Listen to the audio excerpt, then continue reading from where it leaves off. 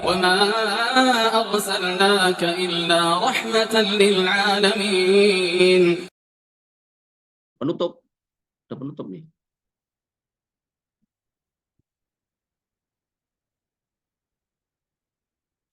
Penutup, kita tutup pembahasan ini dengan dalil pengharaman riba serta penegasannya sebagaimana datang dalam Al-Quran dan Sunnah. Allah Subhanahu wa Ta'ala berfirman, Ya ayyuhalladzina amanu taqullah wa daru ma baqiya minar riba in kuntum mu'minin. Hai orang-orang yang beriman, bertakwalah kepada Allah dan tinggalkanlah sisa-sisa dari riba. Ya. Kenapa? Fa'ilam taf'alu fa'danu biharbim minallah wa rasulih. Karena kalau kamu nggak melakukan itu, meninggalkan riba, maka Allah akan mengumumkan perang buat kalian, Allah dan Rasulnya. Maka dalam ini terdapat ancaman keras dan tegas bagi orang yang tidak meninggalkan riba, yaitu dia menyatakan, Allah Subhanahu wa Ta'ala menyatakan memerangi Allah dan Rasulnya. Allah Subhanahu wa Ta'ala menyatakan akan memerangi orang itu. Artinya dia dinyatakan akan diperangi oleh Allah dan Rasulnya. Lantas dosa apakah yang dalam muamalah yang lebih besar daripada dosa yang mengandung perang kepada Allah dan Rasulnya? Nggak ada. Oleh karena itu sebagian salaf berkata, siapa yang bertahan di atas riba dan tidak bertobat darinya, maka pemimpin kaum muslimin wajib memintai tobat. Jika dia berhenti maka selamat, namun jika tidak berhenti maka dia dihukum mati. Ya, ulama yang berpendapat seperti itu. Jadi kalau orang nekat riba, suruh tobat, nggak mau tobat, maka hukumannya mati. Kenapa? Karena daripada nanti kampung itu atau negeri itu diperangi oleh Allah kan repot. Pada firman Allah yang lain, ya ayyuhalladzina amanu taqullaha wa dharu ma baqiya minar riba in kuntum mu'minin. Tinggalkanlah sisa-sisa riba wahai orang-orang yang beriman jika kamu beriman. Terkandung isyarat bahwa orang yang makan riba jika beriman kepada Allah dan Rasulnya dengan iman yang benar, ya maka harusnya dia tidak melakukan itu, atau karena dia mengharap pahala dari sisi Allah kelak di akhirat dan takut pada siksanya, maka dia harusnya tidak memakan riba. Kita berlindung kepada Allah Subhanahu wa Ta'ala. Allah juga berfirman, "Faman ja'ahu mau'idhatun mir rabbih", siapa yang kemudian sudah datang peringatan dari Rabb-nya, fantaha, kemudian berhenti, falahu masalah, maka transaksi yang dulu silakan diambil ilallah itu, wa amruhu ilallah, dan keputusannya kembali kepada Allah Subhanahu wa Ta'ala. Waman ada, sudah dikasih tahu, sudah belajar, sudah ngerti, tapi kok nggak mau meninggalkan, gitu kan, itu pakai kan gitu. Sudah tahu sebenarnya, tapi dia angkuh terus piye gitu. Akhirnya dia bertahan di situ, faulaika ashabunar. Mereka akan menghuni neraka hum fiha khalidun, dan mereka kekal di dalamnya. Di dalam ayat ini Allah menjelaskan bahwa orang-orang yang memakan riba ya, akan bangkit. Mana? Oh, ayatnya dipotong tapi terjemahannya penuh. Di sini kan dikatakan bahwa dia seperti alladzina ya'kuluna riba la yakumuna illa kama yakumul ladzi yatakhabbathuhu asyaitonu minal mas. Orang-orang yang makan riba mereka tidak bisa berdiri kecuali seperti orang yang masukkan setan karena gila itu. Nah, ini ayatnya lengkapnya seperti ini. Tapi ini yang di atas ini dipotong nih dalilnya. Ini harusnya full. Nah, maka penjelasannya Allah menjelaskan bahwa orang yang makan riba akan bangkit dari kuburnya pada hari kiamat di hadapan seluruh makhluk seperti berdirinya orang yang kerasukan setan karena gila.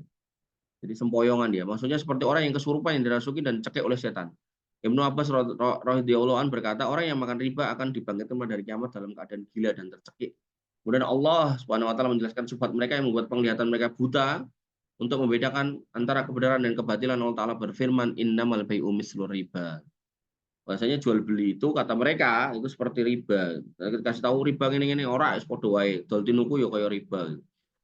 Maka ada kemungkinan mereka mengucapkannya karena subhat yang ada pada mereka serta penafsiran mereka yang keliru seperti alasan yang disampaikan oleh sebagian orang yang merekayasa riba. Jadi, karena mereka merasa itu jual beli kayak riba, akhirnya mereka bikin tuh rekayasa jual beli agar kemudian menutupi ribanya.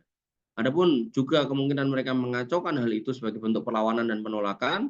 Dengan kedua kemungkinan itu, hal itu menunjukkan bahwa mereka bersikukuh dalam kebatilan mereka, larut dalam makan riba, dan berdebat dengan cara yang tidak benar untuk mengalahkan kebenaran. Maka kita berlindung kepada Allah dari semua hal seperti itu. Allah Ta'ala berfirman, ya ayyuhalladzina amanu la ta'kulu riba adhafan mudha'afah. Orang-orang yang beriman jangan makan riba yang berlipat ganda. Wattaqullah la'allakum tuflihun. Bertakwalah pada Allah agar kamu beruntung. Wattaqun nar allati u'iddat lil kafirin. Maka lindungilah dirimu, pelihara dirimu dari api neraka yang disiapkan untuk orang kafir. Atiullah wa rasul la'allakum turhamun. Maka taatilah Allah dan Rasulnya agar kemudian kamu diberi rahmat.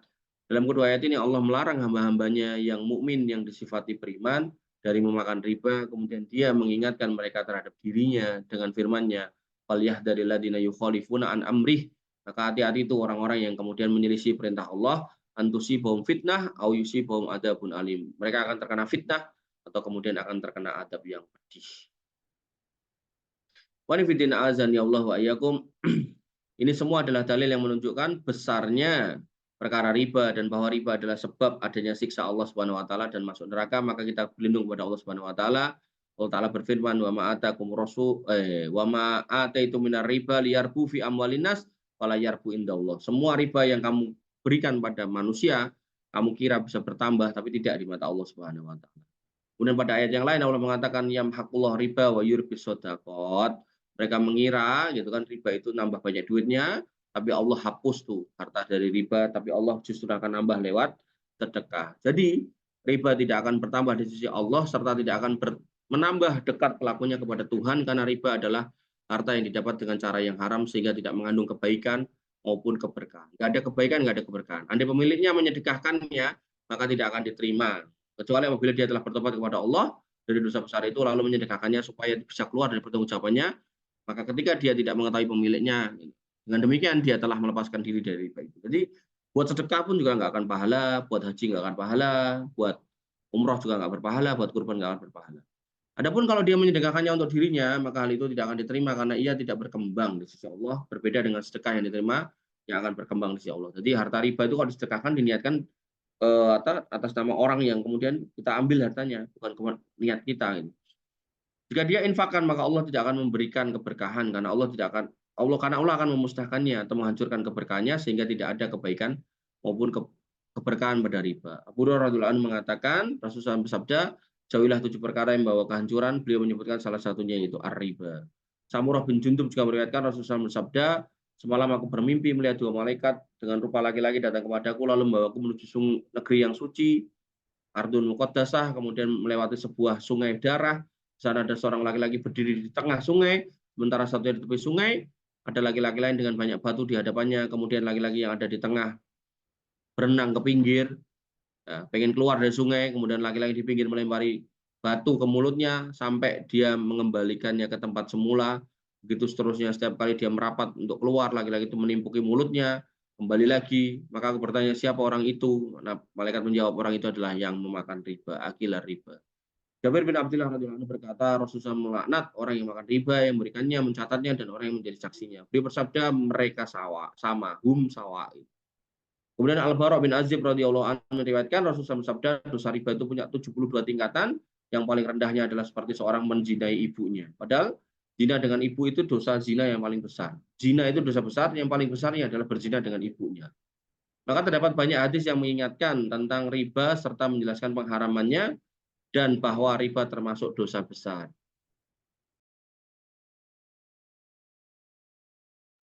Oleh karena itu, hendaklah orang yang beriman sayang kepada dirinya agar berhati-hati dari perkara besar ini dan segera bertobat kepada Allah sebelum kesempatan itu hilang, sebelum ia meninggalkan harta itu atau harta itu pindah kepada orang lain, lalu dosa dan jaminannya harus dia yang menanggungnya. Sedangkan yang lain mendapatkan manfaat dan keuntungannya.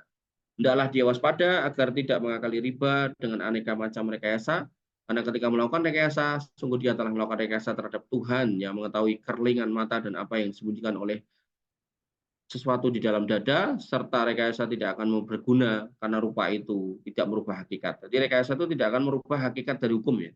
Mau di cover seperti apa ya, kalau hukumnya haram ya haram.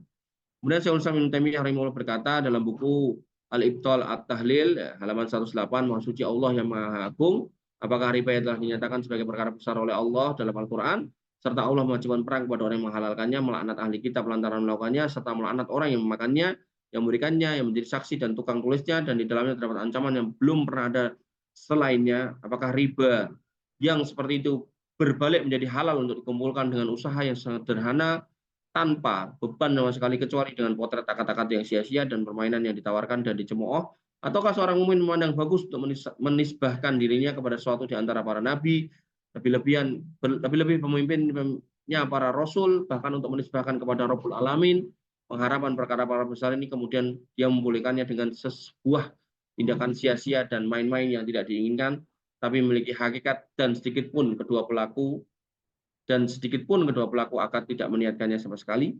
Artinya gini, Ibnu Taimiyah pengen mengatakan bahwasanya apa iya gitu loh. Kamu mau melakukan sesuatu yang dilarang Allah dan Rasulnya, ditantang perang, kemudian tidak diridhoi, dimurkai, diancam neraka. Masa iya kamu nekat melakukan kayak gitu? Sedangkan ada perbuatan yang lain yang mungkin diridhoi Allah dan Rasulnya lebih baik dan seterusnya lebih berkah gitu. Masa kamu milih yang pertama? Harusnya kan yang kedua. Kemudian beliau berkata lagi, semakin seseorang paham tentang agama serta semakin mengetahui indahnya agama ini, maka dia akan lebih lari daripada praktek rekayasa. Sehingga saya kira banyak di antara rekayasa itu hanya dilakukan oleh orang-orang yang tidak mengerti hikmah Allah. Jadi orang yang tahu hikmah Allah, makosid syariah, kayak nanti tadi saya menyiapkan buku makosid syariah.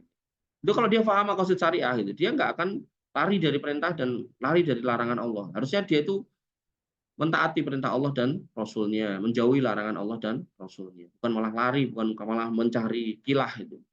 Ya.